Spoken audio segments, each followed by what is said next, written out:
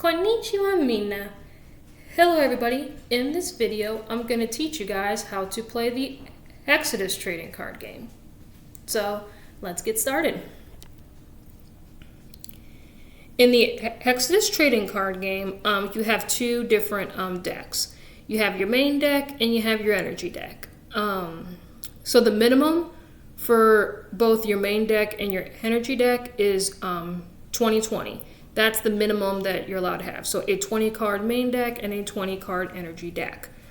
And you can have up to 2 copies of any card in your deck unless the card restricts itself. Like for example, Hirota the flickering facade. Sorry guys. Hirota the flickering facade. As you can see down here at the bottom, if I can't, trying to get the glare here, it's kind of hard. Yeah, so down there it says you can only have 1 copy of this card in your deck. So you can only have 1 copy of Hirota, but if it doesn't state that down at the bottom, you can have up to 2 copies. Same thing with the archive pieces. I only have 2. There's 3 pieces to this, but I only have the 2. You can only have 1 of each of these cards in your deck too. So those are the only 2 cards that you're only allowed 1 in your deck. But the rest of the cards, you can have up to 2. So your energy deck. So here's the different types of energy here. These come from the base starter decks, the Angel starter deck and the Dragon starter deck, which this is probably my favorite because it reminds me of Rasengan from Naruto. And then these come from the competitive decks, the Treeforge and the Shardvale. And the Shardvale starter deck. There are energy cards in the actual booster sets. Like I know Galaxy Tides has a yellow one. Converging Chasms has a green one. The Dimension That Disappeared has a pink one, which is my favorite because pink's my favorite color. And Threshold of Time has... I had this upside down. and the Threshold of Time has the secret rare gold energy, which is so cool. So you can customize your energy deck the way you want, which is really, really cool. So you can flex on people if that's your thing. There's only 2 different types of cards in the game. You have your symmetry cards, and then you have your creature cards, like this. Just two different cards in the game. And every booster set has different foiling, which is really, really cool. So here's Threshold of Time's foiling, just kind of like a gold foiling. I don't know if you guys can see that, but that's really really cool. So here's the Threshold of Time foiling, and then there are secret rares. Here's a secret rare that I pulled from my Threshold of Time booster box. So these are really, really cool. They're very textured, which is really, really cool. I really like textures. Here's a Galaxy Tides foiling. Here's the competitive deck foiling. So lots of different foilings, as you can see. And here's the Dimension That Disappeared foiling. So yeah, every booster set has their own special foiling, which is really, really cool. So yeah, very, very simple. We have our creatures, we have our symmetries. That's it. You could tell that it's a creature card is because it will say it right up here, and then it has the sub name, which this one is a Hellfire. There's a lot of different, I guess, clans, I guess you could say, or archetypes in Exodus. Like there's Mush Folk, there's Tree Folk, there's Dragons and Angels, there's Shard Folk, which is my favorite guild.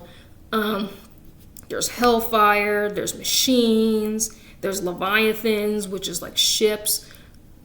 There's so many different archetypes out there, so many, and I can't even name them all, but yeah, so this one in particular is a Hellfire. And then those stars right here, there's 3 different, I guess, stars in the game, like 1 star is common, 2 stars is uncommon, and then if you see 3 stars, that is rare. That matters because in the Exodus TCG, not only those rarity stars dictate, okay, this card is common, this card is uncommon, and this card is rare, It is an it is an also it is also a mechanic in the game too. So there are symmetry cards out there that power up rares, or power up uncommons, or power up commons, which is really really cool. I think this is the first TCG that has ever done it. So when you're deck building, you have to be very very careful about how much rarity you put in your deck, because it's like if you put all the shiny cards in there, and then if your opponent has a deck that punishes you for having that, most likely you're going to lose. And then especially in particular, like at Night and Burst, you have to have cards of different rarity in order for those mechanics to work. But I'm not going to talk about too much about mechanics in this video. Definitely part 2 or part 3 of this video, I'm definitely going to be talking about the different mechanics and how they work, which is also really really cool. And like they do have abilities as well. I think Galaxy Tides is when they started doing abilities, and they only put abilities on rare creatures, but Threshold of Time, they started putting abilities on commons and uncommons as well, which is really really cool.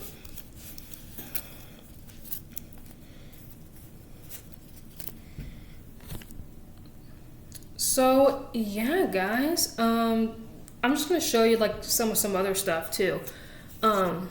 This is your life counter, which is really really cool, because in this card game you start out with 10 life, and whoever reaches to 0 life loses. That's the only win condition, because like if you run out of cards to draw in your deck, you just shuffle cards from your discard pile into your deck and you just keep drawing. And with the energy cards, like if a creature dies, then the energy goes back to the energy deck. So you don't run out of energy. So there is no like deck out in this game, which is really really cool.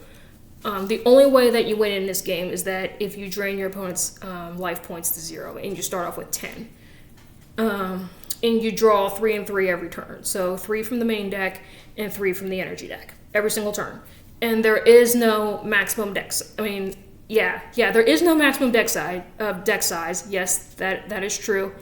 But there's also no maximum cards you're allowed to have in your hand.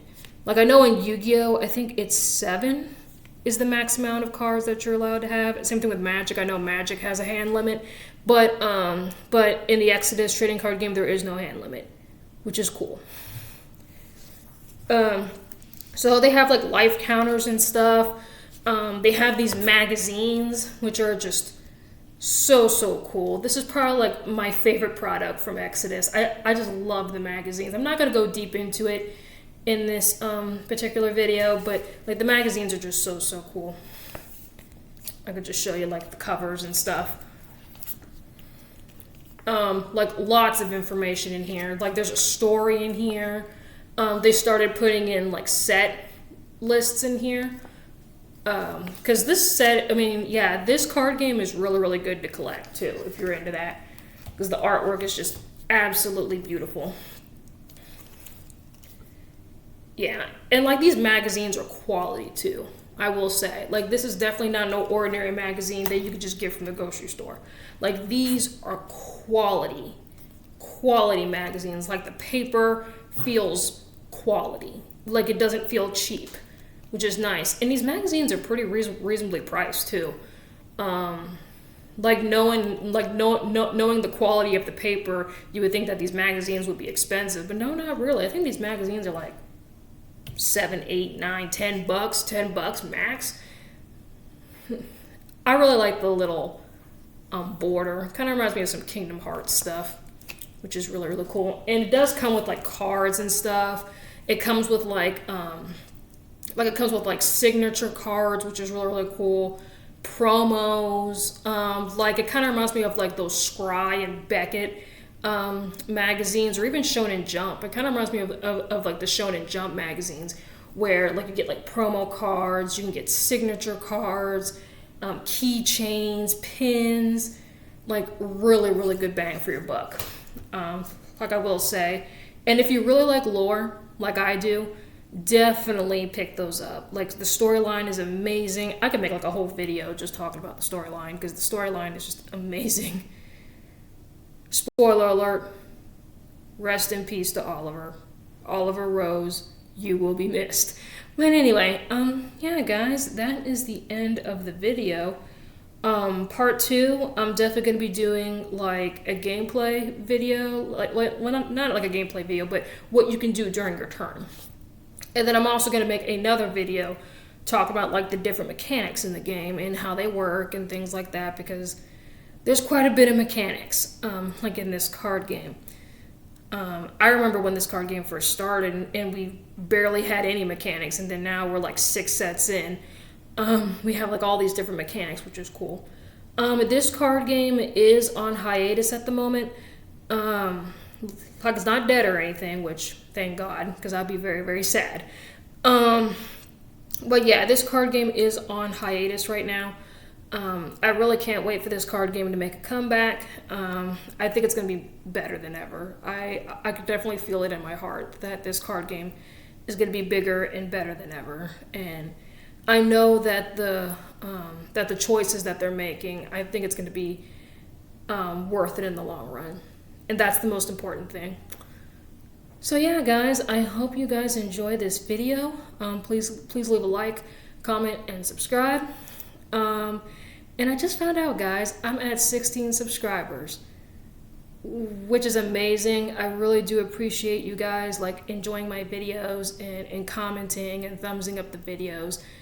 I really do appreciate it. So let's get to 20 subscribers, guys. Let's get to 20 subscribers. So yeah, you guys are great. So I will see you guys in part 2 of this video, which I think part 2 is going to be me talking about the different mechanics in the game and how they work. So stay tuned, guys. Bye-bye now.